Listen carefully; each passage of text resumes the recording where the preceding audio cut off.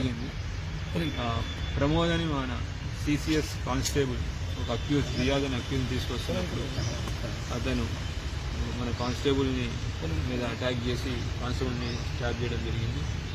Constable అక్కడ injuries పడిపోతే ఇమీడియట్గా ఎస్ఐ గారు అదే టైంలో అక్కడ ఎస్ఐ గారు అక్కడ షిఫ్ట్ చేయడం జరిగింది. ఇక్కడ ఒక దురదృష్టకరమైన విషయం ఏంటి అంటే అక్కడ వ్యక్తి పెనుగులాట జరుగుతూ ఉంది. అంటే జనాలు చూస్తూ ఫోటోలు తీసుకుంటూ బిజీగా ఉన్నారు. హాస్పిటల్ షిఫ్ట్ చేయాలి అని ఆటో అడిగితే ఆటో వాళ్ళు కూడా కుదరదు అని వెళ్ళిపోతున్నారు. సొసైటీ మనం ఎట్లా ముందుకు వెళ్తున్నాం, మేము వెళ్తున్నాం అనేది మీ విచక్షణకే వదిలేస్తున్నాను. ఒక వ్యక్తికి ఇంజురీ అయింది, అది పోలీసే కాదు ఎవరైనా అయిండొచ్చు. ఒక వ్యక్తికి రక్తం కారుతూ ఇంజురీ ఉంటే మనం సహాయం చేయాల్సింది పోయి మాకొద్దు మాకు తెలియదు అని వదిలేసి వెళ్తున్నారు. అందరికీ మా విజ్ఞప్తి, పోలీస్ డిపార్ట్మెంట్ పగలు రాత్రి కష్టపడి పనిచేస్తూ ఉంది. ఎన్నో నేరాలు ఆపుతున్నాం, ఎన్నో క్రైమ్స్ ఛేదిస్తున్నాం. ఒక క్రైమ్ ఛేదించే విషయంలోనే ఒక కానిస్టేబుల్ ఇప్పుడు తన ప్రాణాన్ని పోగొట్టుకున్నారు. ఇప్పుడు ఆ కానిస్టేబుల్ లేని లోటుని ఆ ఫ్యామిలీ మెంబర్స్ అయితే ఎవరు తిరిగి అందిలేరు.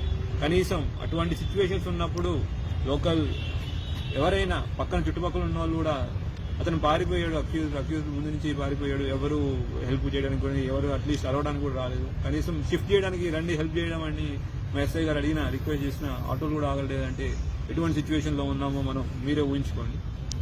మనం అందరికీ ఒక విజ్ఞప్తి పోలీస్ డిపార్ట్మెంట్ నుంచి, ఇటువంటి అంటువర్డ్ ఇన్సిడెంట్స్ ఎవరికైనా అవ్వచ్చు. అట్లాంటప్పుడు మనం సహాయం చేసి ఒకరిని ప్రాణాన్ని కాపాడిన వాళ్ళు అవ్వాలి. కానీ మన బాధ్యతను వదిలేసుకుని మనకెందుకు మనం వెళ్ళిపోదాము అనే దాంట్లో ఉంటే ఐ డోంట్ నో దాన్ని ఏం చెప్పాలని నేను చెప్పలేను. నిందితుడిని పట్టుకునేదానికి అన్ని ప్రయత్నాలు చేస్తున్నాం. టోటల్ 8 టీమ్స్ పైన ఫామ్ చేసాం. ఎక్కడెక్కడ తిరుగుతాడు అనే దాని మీద కూడా మేము అబ్జర్వేషన్ పెట్టాం. అతని గ్యారంటీ పట్టుకుంటాం. లీగల్లీ ఆల్ చేయాల్సిన యాక్షన్ తీసుకుంటాం. రియాజ్ పాత కేవలం ఒక్కరిని పంపలేదు, మీకు ఇన్ఫర్మేషన్ తప్పు ఉంది.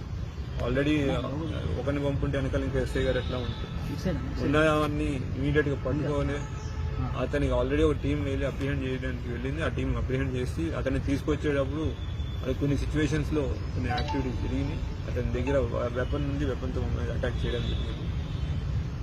సమ్మదాన్ని గ్యాంగ్ లీడర్ ఉన్నాడు. ఇదంతా గంజాయి మాఫియా, గంజాయి ముఠా ఉంది. మీరన్నీ I don't wrong information, don't spread wrong information to all. మా సిసిఎస్ వాళ్ళ దగ్గర వెపన్ ఈ సందర్భంలో వెపన్ అతని దగ్గర ఒక దగ్గర లేదు.